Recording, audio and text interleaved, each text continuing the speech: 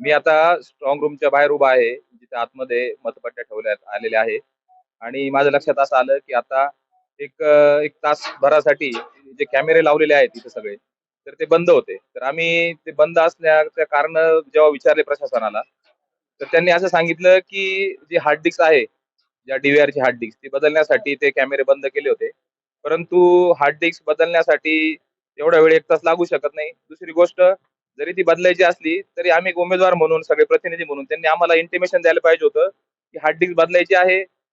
तुम्ही इथं हजर राहा, समोर तुमच्या समोर हार्ड डिस्क बदलली जाईल.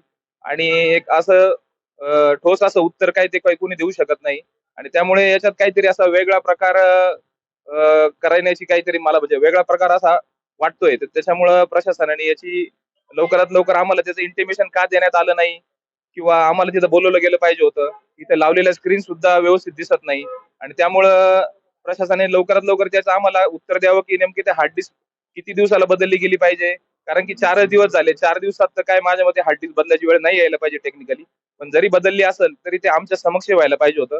आणि 1 तासासाठी जर कॅमेरे बंद असतील, तर साशंकता खूप आहे याच्यात.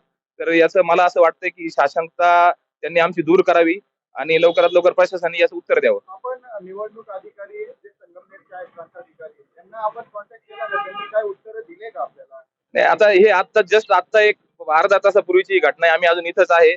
इथं आमच्या काही साथीदारांनी फोन पण केलेत प्रांत अधिकाऱ्यांना, सीओंना.